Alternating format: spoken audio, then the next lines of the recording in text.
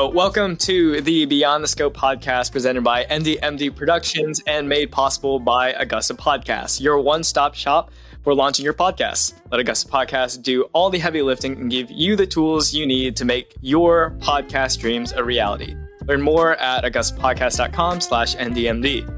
I'm your host, Andy, second-year medical student, and if you are familiar with the NDMD YouTube channel, you'll know that we love sharing stories from students, residents, and attendings of different medical specialties and different medical professions while giving you an inside look into their lives, not just as healthcare professionals, but also as the incredible people outside of the walls of the hospital.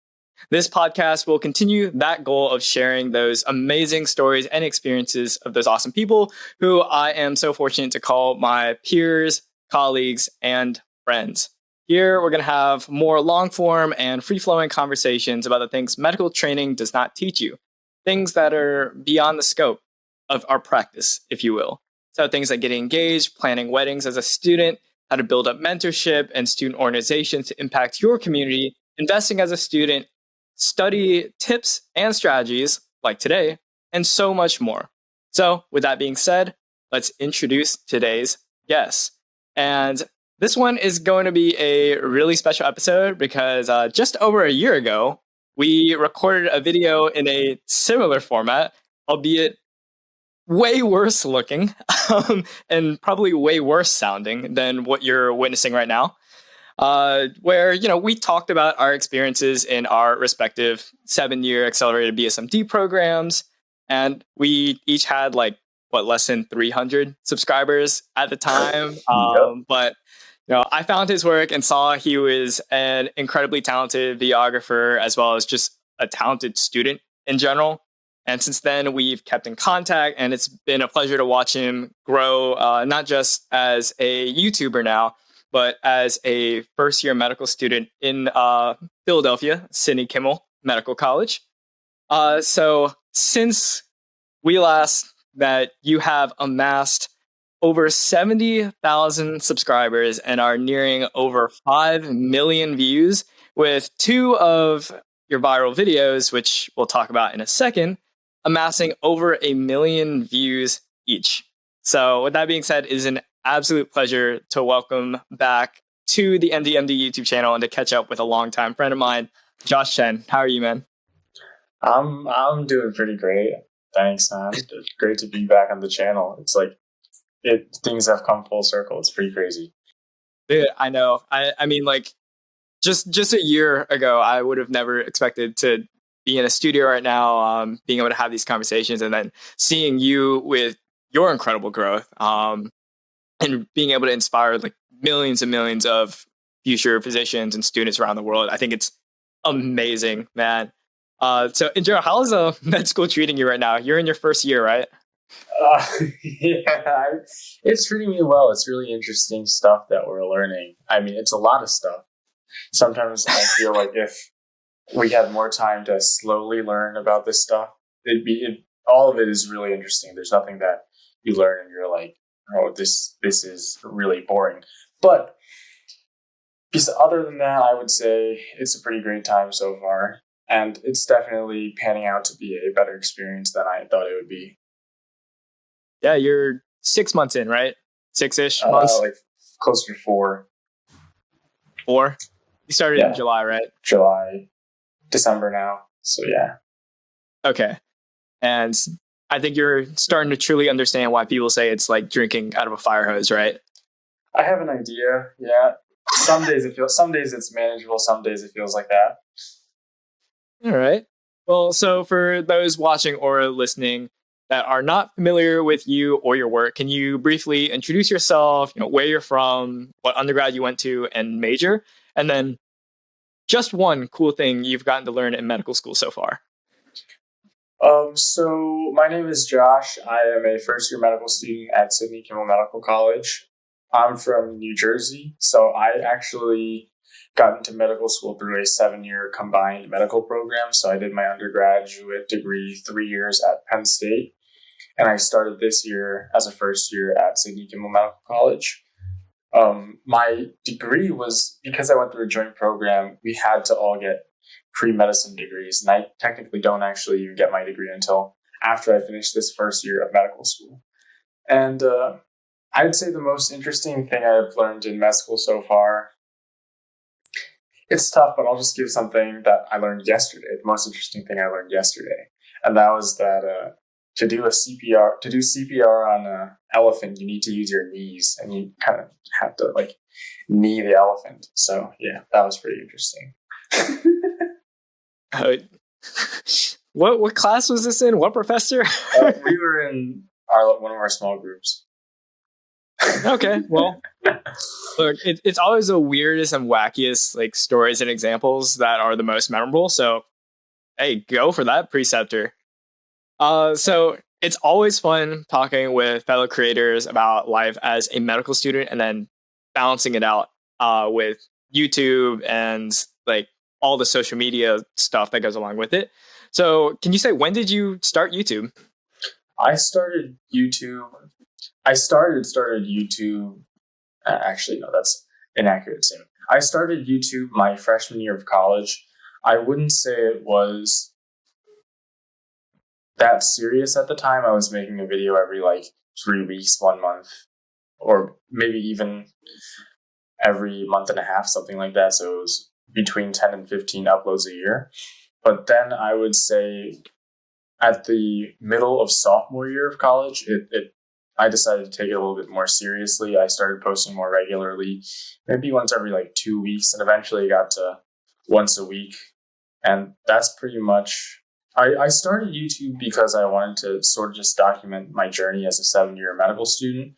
I was looking on the internet, and there weren't that many people doing that, but also just in high school, I really enjoyed photography and videography, and that's something I wanted to use. I wanted to use that skill set, so that's why I started the entire thing. Gotcha. Now, how would you personally describe your content as well as kind of like your creative style?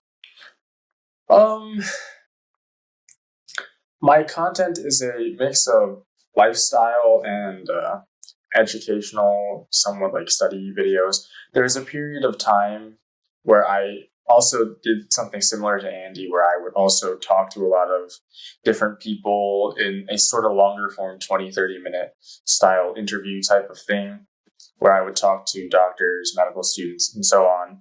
And then eventually, because other things in the channels picked up, namely like study related content, I sort of shifted over there.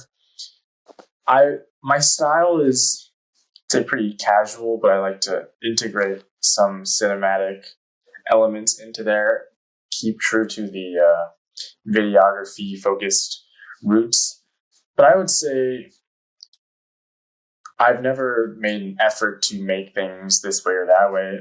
To some extent, I've always just tried to do whatever I want to do on the channel, post whatever I want to post about on the channel, and then see where it takes me. Yeah, I think that's fairly accurate, I'd say. Casual is an interesting word. Like, I've never heard of anybody describe their work as casual, like casual dress code. Yeah, because I think the point isn't to. There's a lot of people on the internet, and like these guys are great creators. I'm friends with a lot of them that portray, that talk. How do I explain that? Like, show a very picturesque side of things and give a lot of really good advice from a standpoint of someone that's like more of an expert, right? Like, oh, this is what you should do. And I think sometimes I do that, but the thing is, all of us are just trying to figure things out at the end of the day. None of us are truly experts. All of us have bad days, good days. So I want to just keep things more just, I think casual is the right word for it. Simple, not like I'm going to try to show you this perfect side and this is just how things are and how you should expect to be. So that's why I like to just keep things casual. I think it makes sense. That's a good way of putting it. So what would you say are your biggest creative influences? Creative influences. Well, one of them was my friend Kyle. That's where he's actually a film student right now. That's where a lot of the cinematic influence came from. But I think probably my biggest influence off YouTube was a YouTuber called Jomatech. I don't know if anyone's familiar Yeah. with him, but just because he does such a good job of like integrating storytelling, integrating the specific niche that he's trying to address, which is like people who are interested in computer science, and expanding it to a broader audience. So someone like me who doesn't even do computer science, who is like a medical student, can look at his content and be like, wow, that's so enjoyable, that's funny. And for some reason I relate to it, even though I know nothing about computer science. So I think I try sometimes to make medicine seem the same way that he makes computer science seem, but yeah. Yeah, I think it's just making it more approachable, right? Exactly, yeah. So speaking of approachable, now this is getting to the good stuff. One of the biggest things your channel has been known for as it's grown is these kind of like in-depth study strategy videos, with the biggest one having over 1 million views, with many other creators adopting it and making videos about it, including a crossover with, well, I'll let you name drop them in a second because they're some pretty significant and notable people. But the technique is called Animedoro. So could you explain it? Well, the basic premise of Animedoro is that it takes from the idea of the Pomodoro method, which is, if you're not familiar, is 25 minutes of studying or doing whatever work you have to do, and then 5 minutes of a break, and then repeating. And after a set amount of cycles, I don't remember how many it is, 3 or 4, you take a slightly longer 15-minute or so break. And now the idea of Animedoro is that you're extending the time you're doing work to anywhere between 40 and 60 minutes. So there's that flexibility there. And then after that, you take a break by just watching an episode of anime. And I think the idea really came into conception because I never thought of it the rigid way, like, oh, I'm going to study for 40, 60 minutes and then watch an episode of anime. It's just something that I sort of fell into the groove of doing. I would study for 40, 60 minutes and then watch an episode of anime. And it kind of just stuck with me through college. And then I was like, this is crazy. This works for me. And it actually also fits this pattern really closely to what to what Pomodoro is. So that's how it really came into conception. And that's what it is, I guess. Yeah, and I think it got recognized by a lot of people. Who are the people that did this huge collaboration with you that promoted Animedoro as an effective study method? So I wouldn't necessarily say they were promoting it as an effective study method. It was just like a massive collaboration, but included in it were like Ali Abdal, Karma Medic, Mike and Maddie. Let's see. There's a bunch of other people. I don't want to forget any of them, but like Dan Kaganov. There was just a bunch of other smaller medical YouTubers as well. Just people in the medical community. And yeah, I feel kind of bad that I'm forgetting some of them, but yeah, those are most of them. I mean, at the end of the day, it's people going, oh, this is a really, really cool idea, and I want to try it. And like, how does it feel? I've seen other videos of just like these random creators going like, this is me trying out the Animedoro method. Like, have you seen any of those? And how do you feel when you come across them? You see, when you definitely remember when the video first started taking off, we were both like pretty much nowhere on YouTube. Although I think I was not necessarily nowhere. It's just you would qualify it as a small channel. I was somewhere around like 2,000 subscribers. I think you were somewhere around like 1,000 subscribers, right? So compared to where we're at right now, it was not the same at all. So I would refresh the video every day and look up Animedoro onto YouTube and see like who was making a video about it. And every video I would comment and I would like it, because it was just crazy that an idea that I had made was being adopted by other people. There's a lot of YouTubers nowadays will talk about really great things, right? But a lot of what they're doing is relaying information created by other people. The ideas of like active recall, the ideas of like space repetition, use Anki, here's how to do XYZ. A lot of it is twists on things that are actually out there. So the fact that I came up with, I could rephrase something in my own words, like a novel technique, and people were actually adopting it. It was just something pretty crazy. I guess it felt like I had my own little baby, if that makes sense. And there are other people that were also like, "Wow, this is an interesting thing." And as time has gone on, there are still people that will make videos about it, and I guess every time I see it, it still shocks me. The other day, there was someone on TikTok who made a video, and the hook was like, "This is how Josh Chen does X."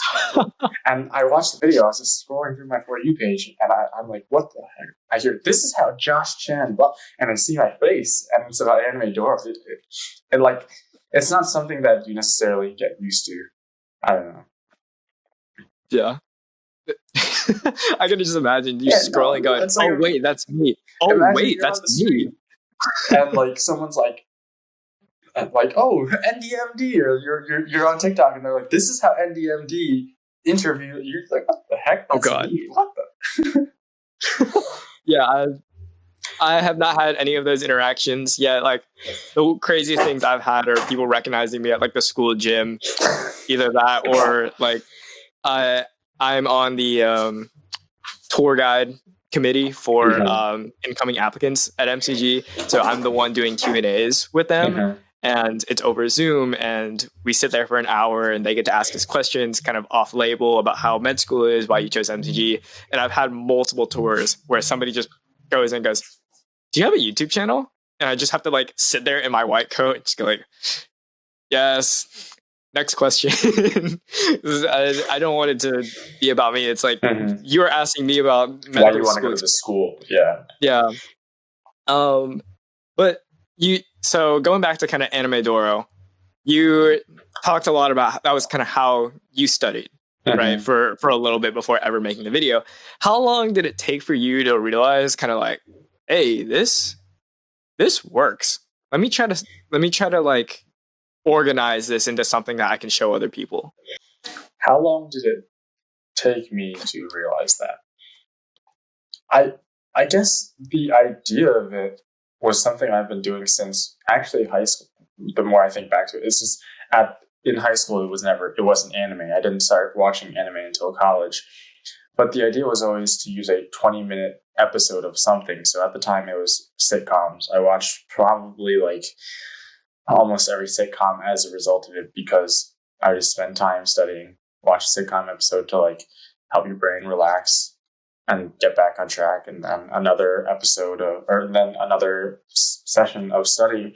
So the thing is, if it weren't for YouTube, like, and the fact that I wanted to make content, the entire idea of Animedoro, even though it existed and that like I was using it, would not have come to fruition, because I would not have wanted to like share what I was doing with other people. Like, there's a lot of people probably with very novel study strategies in medical school, but they're not going around like telling everyone about it, because there's no reason for them to, if you know what I mean. And so I guess it's only because at the time I was really looking for content to make that I was like, you know what, this is something I do that's a little unique, and I'll try to put together in a systematic way what I do and share with other people. So in terms of how long did it take to realize that it worked, I never, regardless of if it was effective or not, it's just something I did because I'm going to be honest, like sometimes you want to take the like more relaxed approach. So like regardless of whether or not it worked, I would have watched TV in part of the studying anyways. But it probably took around a month to actually like create a system as to what Animedoro was and that other people could use for YouTube, if that makes sense. Yeah, makes sense. So do you use it often? Like even now in med school? Um, in college, it was like every day. In med school, it really depends on. I think it actually depends more on if there's an anime I want to watch than how busy I am. So since starting med school, I've finished probably like 4 or 5 more animes. I've watched like Tokyo Revengers. I've watched something called like The Millionaire Detective. I forgot what it was called, but it's just like 4 or 5. I finished the rest of One Piece, which was another like 200 episodes. Um, it's during those times when suddenly I was like, you know what? I really want to watch those animes. I make Animedoro work. Versus other times, like if there's nothing I'm really like craving to watch, I don't necessarily use Animedoro, and I just fit whatever work I have to do in. And of course, there are days that I'm just ridiculously busy. Like 2 weeks ago, I was working on a research project, and I was working on it 3 hours a day, and we had like 4 lectures a day as well, material to learn, and there was just a lot of work to do. During that time, I did not use Animedoro, but like an average day, if I have something I want to watch, I will use Animedoro still. Okay. And all right, we talked a bit about this earlier, but there's apparently a very, very large and passionate fan base for the Anime Dora study method. And look, I mean, I don't watch anime, and I can already hear people sitting here going, "What's wrong with you? You're Asian. Why don't you watch anime?" Look, I never got into it. Okay, like I You have never nothing watched against. the right one? Like I just never got into it. All right, calm down, people. But like, what in your opinion makes the study method both so attractive and so effective? When like motivating you to study. What makes it so attractive? I think that's a pretty simple one. It's the fact that it integrates anime into your studying. Like people want to do something fun. They don't want to just think that they have to sit down for 10 hours and then like hate their life because they're there like reading a book for 10 hours, right? Like if I were to think about a study session that way, it would seem pretty horrible as well. Like oh no, like I have to spend tomorrow all day like just looking at my books, right? That wouldn't seem entertaining. Versus if they're like, oh yeah, tomorrow I'm gonna get some studying done, but at the same time, like I'm gonna be able to watch some anime. That seems a lot more attractive. And just in general, I would say that like a lot of us aren't robots as well. Like there are people on YouTube, and these are pretty smart people. They're able to study like 12 hours a day, and literally some of them will stream it. They do study with me every single day, and you'll watch them study for 12 hours a day. But a lot of us aren't like that. I have always been relatively successful in school, and I haven't even been like that. I don't think I could sit down for more than like even an hour and just do straight work for an hour without like getting distracted afterwards. And I think that a lot of people recognize that, and when they see something that like isn't as necessarily doesn't maybe isn't backed by science, although science is really important, but like seems to be something that they as a normal person who does get distracted can adopt, they're more inclined to want to try it out as well. Yeah, and that kind of goes back to why I think your content is really good, because like you were mentioning with how Jomatech approaches his videos, it makes studying deeply and intently approachable. It's not just like a here, this is my strategy on the table of how you study 12 hours straight. Like it's a, hey, let me be realistic so that the everyday person or like just your average Joe can study as effectively as a medical student does. And you see, the thing is, I don't necessarily like looking at it from either lens, because like, let's be honest, there are days that we have to, as medical students, we have to study like 12 hours straight. Those days exist, right? They're out there. Mm-hmm. I don't like making it seem like oh, studying 12 hours a day like once or like even once a week is like a ridiculous thing. No one ever does that, because like truth be told, there are times that you will have to like what was it called? Like pull up your bootstraps. I don't know these like phrases, but where you have to like buckle up and like just get ready to suffer through 12 hours of studying. But at the same time, there are also days that you don't, right? Like it's a flexibility thing. So there is a place for that content out there for people teaching others how to study for very long periods of time, and there's also places out there for like how you should be studying on your day to day, where it's like a little bit more relaxed. Yeah, and this is actually a really good segue into the next portion of questions on talking about just like the intricacies of studying and some. I think your study tip videos, I think, borders on the line of art. As far as from an analytic perspective and for like making it again approachable. That's the word that keeps coming up in my head. So the title of this episode is revolutionizing the art of studying, because truly that's what you do a fantastic job of showing.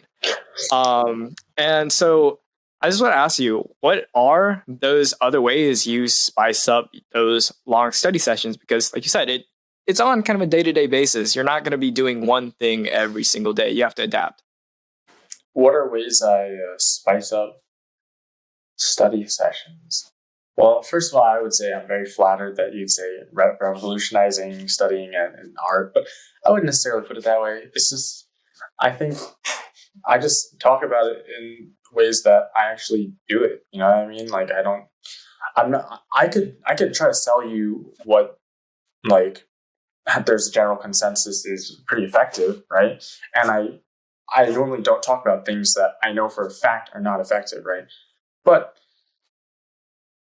like anyone can spew that out, okay? Like I could tell you that the way to do well in med school is to do 1,000 Anki cards and to do 1,000 practice problems, right? Like, and then if you actually did that, it'd be really easy to do well in med school.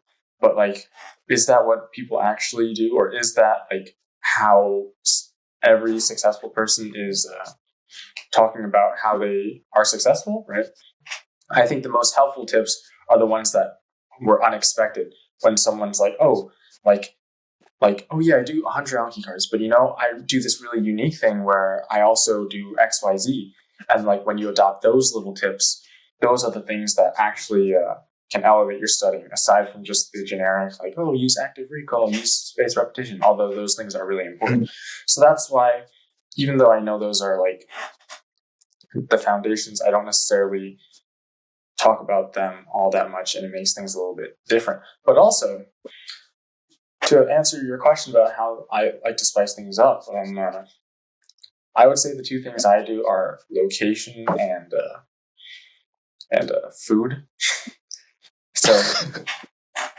So when I have to study a long time, it kind of sucks to be studying in your apartment all day. So sometimes I go to a different place. I'll go to the library, or I'll go to like a study room, or occasionally I'll try to go somewhere like totally different, like a new library. But just cycle them. Yeah, just like cycle through them. Or like in college, I would just find a random new building and see if I thought it was like a nice place. And if it was, I would study there too. Okay. But also, food, I think, is a great way to sort of force yourself to study a little bit. Get yourself a good snack, get yourself a new drink, get yourself something that just like when you're studying, you do a little bit of work and then you're like, oh wait, like that's pretty cool. I got myself this new snack I'm going to try while I do some work. And I think it makes the time just a little bit more enjoyable. So it's not like you have to sacrifice other aspects of like day-to-day little things, enjoyment to study. You can still like try the foods that you want to try the drinks you want to try, like go to new places. And I think in general, that's a pretty decent way of keeping things interesting. I agree. Food is the universal motivator. Yep. I think that has been tried and true proven. So kind of elaborating on that, how do you get out of like study funks? You know, like there will be those days where you just are so tired. Either that or, you know, medical students always talk about sometimes a little bit of burnout. Like, have you experienced those periods, and how have you gotten out of those and gotten back up and into the books and one step forward? Oh yeah, I've definitely experienced those periods. I would say that it's something that at one point I wanted to make a video about, but I chose not to, specifically because like I don't have the proper answer to that, if that makes sense. I don't have the like, oh, here's how to get out of funk. Bam, suddenly I'm out of funk. Because like I never had a lot of times you just end up like, you look back, at one point in time you're like, I'm feeling like crap. I don't feel like studying. And then somehow 2 months pass by, and you look back and you're like, well, I ended up studying again. I don't even know how that happened. It's just like, I just did. And then, so I didn't necessarily know what the right system was to get out of funk. But there are a couple things I do. One is like, sometimes you have to put down the academics a little bit, and you have to acknowledge that like, you do not feel like studying. And it's not just you being a little bit tired. Like, you really just cannot study. And then, you have to be a little bit of a glutton, a little bit of a self-indulgent little human being, and like you're like, you know what, I just feel like watching TV all day today, and I feel like eating whatever I want. I'm going to go out and eat what I want for lunch. I'm going to buy myself some, I don't know, some sushi, and then for dinner I'm going to buy myself some like fried rice with steak inside, and then I'm going to watch this TV show all day. And normally for me, it's like partially because I actually enjoy the content that we study, and partially because like, I guess like we're at the point where you have to study so much. Taking a full day, or even like sometimes 2 days, this is normally like over the weekend, to just be like, you know what, like even if I need to know this, like whatever, sucks to suck. And taking those 1 to 2 full days to just like totally decompress, normally by the end of it, I'm like, you know what? I've watched enough TV. I don't even want to watch TV anymore. I'll go back to studying. And that sometimes works for me. Or most of the times it works for me. But like, I agree. If we're talking about like a long-term funk, like I know some people like mental health is an important thing. Some people actually have depression. Some people actually are in a place where they're like, I keep saying actually. Some people are in a place where they are very much unable to just watch TV for 2 days and then feel better. Okay, some people actually, but you know what I mean. Some people some people are in a place where just these little things that people like me and you can do to just feel better after a span of 2 days, these things don't work for them because they're in a state where like they don't know how to feel like motivated and happy anymore. This is a long-term thing. How to solve that, I have no idea. I've very rarely been in those states. Probably the longest it's lasted for me is like a week. So if you're looking for an answer to that, I have no idea. Probably it'd be good to see a therapist or psychiatrist, and like there's something wrong with that. They can help you figure that out, and you move forward from there.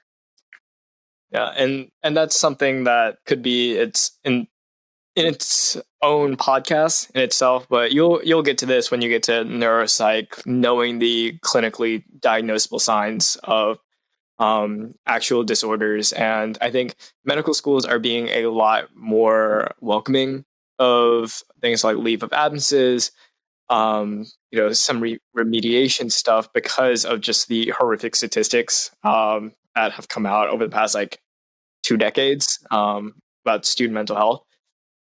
And like it's not your fault. There's the psychiatry resident Jake Goodman. If you haven't watched that interview with him on my channel, please do, because he makes some excellent points about just mental health, and then talking about depression in a way that it is truly not your fault. Like, don't think that if you're seeing other people like watching TV and then like snapping out of it, and then that's not working for you, that it's something that you did wrong. It's not. But without diving too deep into that, again, I think seeking professional help is a big thing that you mentioned. So we'll turn the conversation back to more positive things. So, you're very early in your medical school years. Even I'm very early in my medical school years. But I'm curious to know, how have your study methods changed since undergrad, when you got to medical school? It's a good question. They have not changed that much. The only additional thing is, I would say I use a little bit of Anki sometimes. And I would say I was always pretty good at budgeting my time. I was always pretty good at like starting at the right times, being on top of things. So that's something that I think is very, very important in medical school, and in that respect was not something I had to learn. I do think medical school, the only additional, medical school is pretty much only harder than undergrad in the amount of content you have to learn. I would say that a lot of concepts are a little bit easier than things we had to learn in undergrad, especially like with like physics. Physics was really tricky. I had to spend a lot of time on that. And I think because of that, the only additional thing I had to add was something that would help me with memory retention here and there. And that's why I sometimes use Sketchy to help me memorize some of the stranger facts that can get confusing. And I sometimes use Anki to help myself remember other things that I would miss in the lectures. But other than that, I don't think my study strategies have shifted that much. I still do everything pen and paper, still take notes, still. Yeah. That's interesting you say, because I don't get that answer very often from medical students. Even I would answer that question very, very differently. Because I know like it was kind of those improvise, adapt, overcome moments. And I think partly because I'm in a guinea pig year for a new curriculum. Yours is kind of set in stone. You know what to expect. Relatively new too. Not as new as yours, but Jake Goodman's class was the first class to go through our new curriculum, actually. Okay, but you've like learned from their mistakes, to like iron things out. My class is the mistakes that iron things out. So, but yeah, it's also one of those examples for you of, if it ain't broke, don't fix it. Yeah, so, I would say so. Good to hear. You kind of name called a couple study resources. What are your favorite study resources at the moment? Favorite study resources? Well, the number one best study resource. Oh, I haven't taken STEP yet, so I can't tell you what the best resources are for STEP. Although first aid is definitely is a must-have. Everyone has first aid, but yeah, the number one best resource for school is just your school lectures. Like there's no way around it, because what you're tested on is the material on the school lecture. At least for Jeff, they're very good about if it's in the lecture or even like mentioned in the lecture, it's testable material. If it's not, they're not going to test you on that. If I don't know if MCG does the same thing, but like if it's something that you've never learned about at all, like it wasn't even addressed, then they're not going to test you on that. But so I would say the best resource is lecture material. But if we're talking about third-party resources, I like Sketchy. I wouldn't say it's something that I wouldn't say it's something that applies to everything. Like I think it has its strengths in a lot of aspects, but like you don't have to replace your entire study routine with Sketchy. But I like it in a lot of subjects like microbiology, pharmacology, and things like that. It's really helpful. I like let's see. I think I also, the only other resource I have is osmosis. And I think that I like the questions because they're not too difficult. Okay. Yeah, I'm a big proponent of Sketchy too. And Pathoma. Oh, and yeah. Pathoma No, too. Pathoma. Can't forget Pathoma. Dr. Sitar's the GOAT. Yeah. Yeah, the Sketchy, and also for those watching or listening that have no idea what Sketchy is that we're talking about, it's like literally taking advantage of like spatial memory, spatial visual memory, and it's like learning through cartoons. And anybody in med school knows exactly what I'm talking about. But they'll draw out these elaborate sketches and like based off of where items are and what symbols represent, they like represent certain things. For example, like when we're learning in microbio, like in order to remember like this bug is gram positive, the sky would be like purple, you know?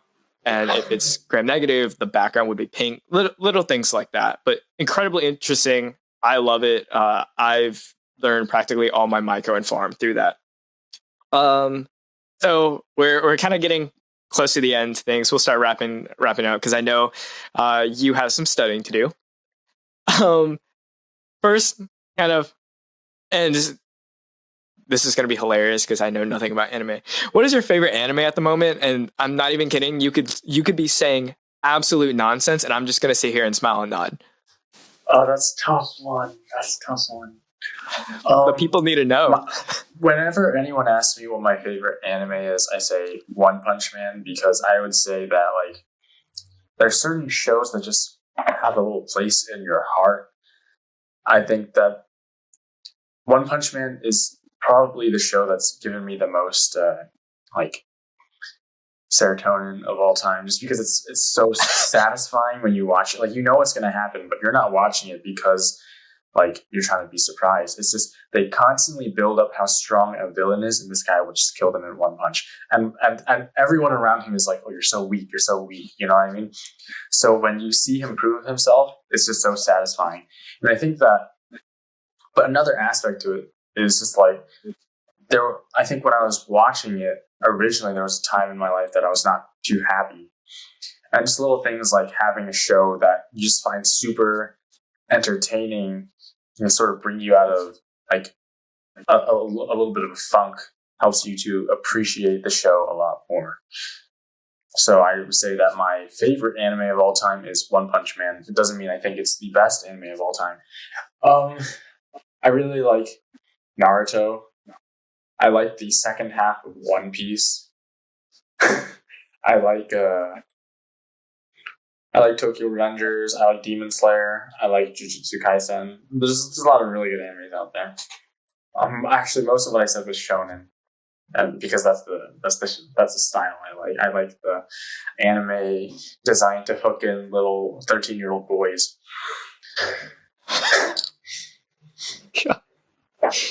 All right. Yeah, that was a solid like couple of seconds of me just smiling and nodding. I've heard those words before, but I'm sure there's a lot of people that are interested for that answer. Now, kind of looking towards the future, will you continue to make some of these like study strategy videos on your channel? It's tough to say. Every single the tricky thing, and I know you definitely know about it as well, being a med student and a creator on social media, is that like what comes first? For me, being a med student comes first, and there are times that, without a doubt, med school is more busy than undergrad, right? So there's a lot of times when I'm trying to balance things, and I just think like if I want to do X, Y, and Z, I'm gonna have to give something up. So should that something be like YouTube or something like that? But I always just work through it and just decide to spend more time working, less time sleeping, and just figure it out. I think that for the foreseeable future, I will still make those types of videos until I run out of things I feel like I can make a contribution in study-wise. I'll also make lifestyle videos, and I'm trying to find other things that will be of use to people, right? That there is a lack of on YouTube, that I can fill that gap. And we'll see where we go from there. All right. the NDMD exclusive, the future of Josh Chen's YouTube channel. And what is the one study strategy you would recommend anyone and everyone to use, regardless of what field they study? I'm just curious. I would say not a study strategy, but the most important thing that is applicable across every single field is time management.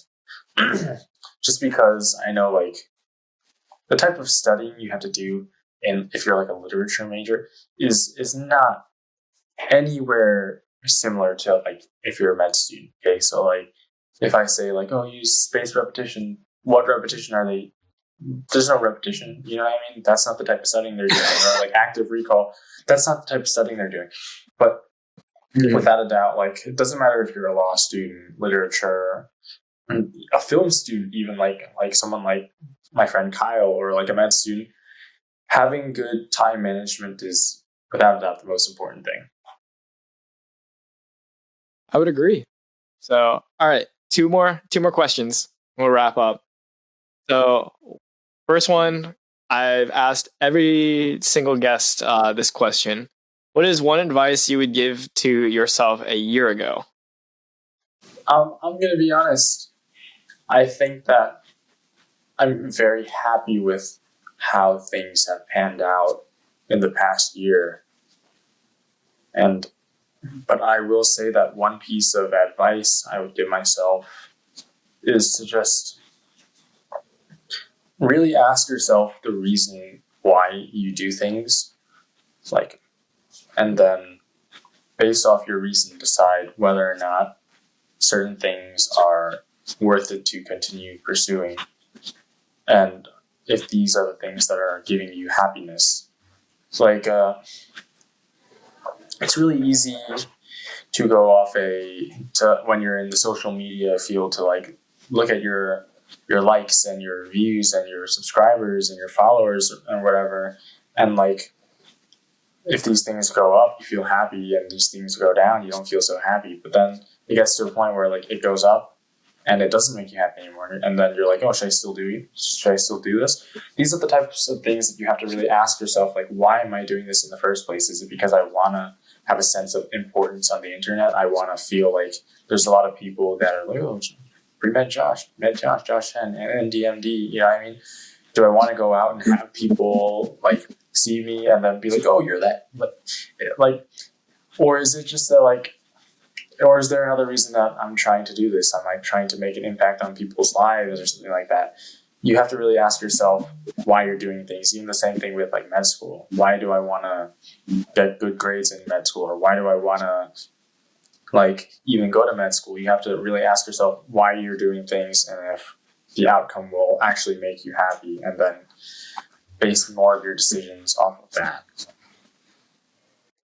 It's solid advice. And I always recommend when anybody that comes to me going like, how do I start YouTube? How do I like get started on social media?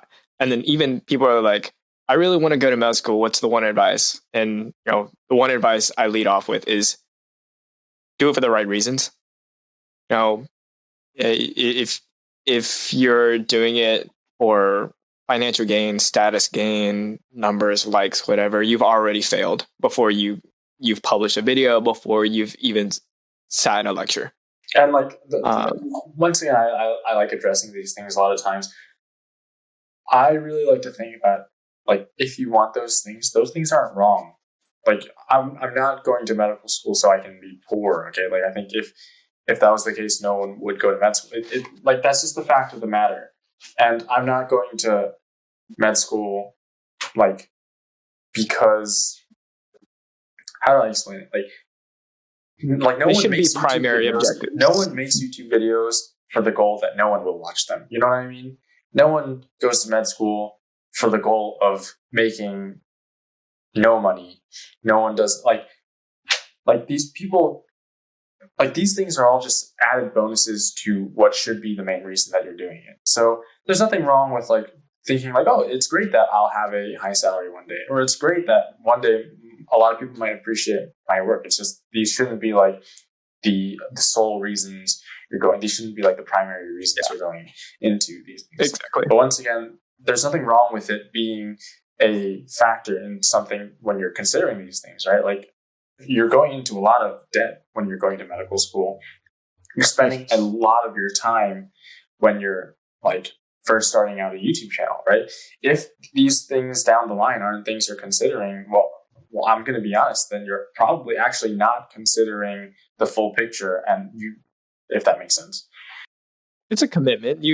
It's a commitment and really an investment in time, energy, resources. So yeah, all things considered, you have to look at it big picture wise. But I think you said it well, that it just, those little superficial things can be the primary objective. And so I think we're getting to last question, because I was talking about like people coming up to me asking for med school advice. So what is the one piece of advice you would give to any prospective medical student watching or listening right now? Because I know there's plenty of people that would want to be in your shoes, my shoes, be future physicians one day. And your advice would mean a ton. I'm no admissions expert or anything, but first of all, spend some time, like, if you've only ever been in private practice, spend some time in a hospital. I don't know how you can do that. I'm not out here like with the ability to hand out resources and stuff like that, because a lot of people don't know how to do it. I'm like, whatever you do, try to get some sort of volunteering experience in the hospital, some sort of shadowing experience, whatever it is, so you can see what's actually going on in there. Because like, especially now that I'm in med school, I'm happy that I got that experience earlier on. But like, there's so many times when you're studying and you're just like, this is so much work, and I'm gonna have to do this for so much longer. And you're like, damn, was this the right choice? I think that there's not a single med student who can go through med school and not have doubted a single time of whether or not they should have been a doctor. And I think that without that experience behind your belt to really make you to look back on and really be like, wow, like these are the reasons why I want to be a doctor. Like, if you're just, oh, I want to be a doctor, it's great. Like, I've seen a little bit in private practice, like they make decent money, they use some science, they help people. Like, I don't think those things, just the logical weighing out the pros and the cons, will be able to get you through all of it without feeling very like burnt out by the end. Yeah. So clinical exposure, that's also something I always recommend to people. Like, go get in there, shadow, like see what it is like in the life of a doctor, because it's sometimes not as grandiose as it seems. And if you're gonna be doing something for the 25, 30 years of your life, you better like it. Exactly. So with that, thank you so much, Josh. It's been a pleasure catching up with you. I know you're busy. At the time of recording this, you're studying for finals. So follow Josh Chen on Instagram, TikTok, which, by the way, you have over 100,000 on TikTok, don't you? Yep. What a baller. He said it so casually. And of course, subscribe to his YouTube channel. All of that will be in the video description of the video cut, as well as the show notes of the streaming service versions of this podcast. So with that, again, Josh, best of luck studying and best of luck finishing out the year, your first year of medical school. Thank you very much.